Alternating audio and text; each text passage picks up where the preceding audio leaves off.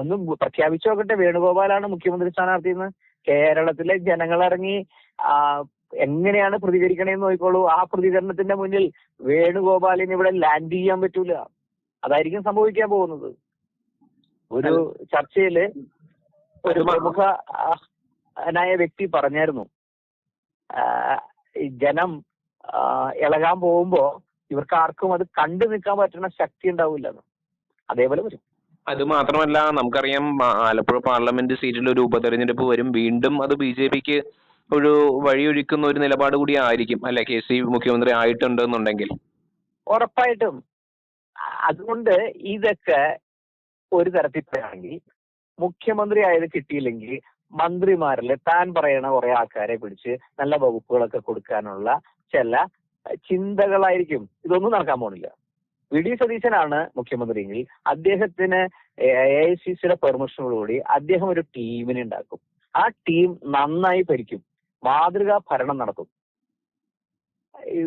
വേണുഗോപാൽ വിചാരിക്കണ പോലെ parliament member സ്ഥാനം രാജിവെക്കാനോ അല്ലെങ്കിൽ വീണ്ടും എവിടെയെങ്കിലും ഒരു മത്സരിക്കാനോ ഒന്നും കോൺഗ്രസിൽ അനുമതി കിട്ടില്ല. അദ്ദേഹം AICCയുടെ ഓർഗനൈസിംഗ് സെക്രട്ടറി ഒക്കെ ആയിരിക്കും. അതൊക്കെ ഉണ്ടെങ്കിൽ പോലും ഇത്തരം കൊളരായ്മയ്ക്ക് AICC കൂട്ടുനിൽക്കൊന്നുമില്ല.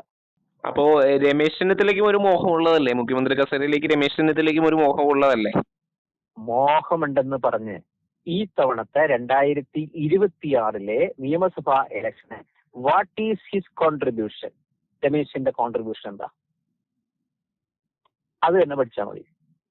ഈ തവണത്തെ ഇലക്ഷൻ അദ്ദേഹത്തിന്റെയൊക്കെ പ്രായം കഴിഞ്ഞുപോയി. അദ്ദേഹം ഏതാണ്ട് 20 വയസ്സിൽ തുടങ്ങിയതല്ലേ, 26 വയസ്സിൽ മന്ത്രിയായ ആളല്ലേ. ഇനിയും ഇത് ഇത്ര കൊല്ലമായില്ലേ, എത്ര കൊല്ലമായി.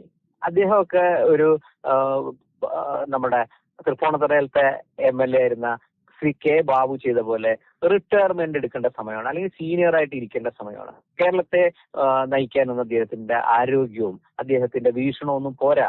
അത് പഴയ മോഡലാണ്. പഴയ മോഡല് ഒരു കാര്യങ്ങളൊന്നും അല്ല ഇപ്പൊ വേണ്ടേ. ന്യൂ ജനറേഷൻ ഇവിടെ നിന്ന് മറ്റ് രാജ്യങ്ങളിലേക്ക് പലായനം ചെയ്യുന്നു. അത് ഏറ്റവും കൂടുതൽ സംഭവിക്കുന്ന കേരളത്തിൽ നിന്നാണ്. ഒരാൾക്കും ഇവിടെ പഠിക്കണ്ട, ഒരാൾക്കും ഇവിടെ ഒരു ജോലി വേണ്ട, എല്ലാവരും വിദേശത്തേക്ക് പോകുന്നു. അങ്ങനെ കാർന്നവന്മാരുടെ മാത്രം അല്ലെങ്കിൽ വൃദ്ധന്മാരുടെ മാത്രം ഒരു സംസ്ഥാനമായി കേരളം മാറിക്കൊണ്ടിരിക്കുന്ന സമയത്ത് യൂത്തിനെ പിടിച്ചു നിർത്താനും അവർക്ക് ആത്മവിശ്വാസം കൊടുക്കാനും അവരുടെ കൂടെ ഒരു ഭരണകൂടമാണ് ഇവിടെ നിലനിൽക്കുന്ന ഒക്കെയുള്ള ബോധ്യപ്പെടുത്താനുള്ള ഉത്തരവാദിത്വം ഗവൺമെന്റിനുണ്ട്. അത് VD സതീശനെ പോലെയുള്ള യങ്സ്റ്റേഴ്സിന്റെ മൈൻഡ് അറിയുന്നവരായിരിക്കണം.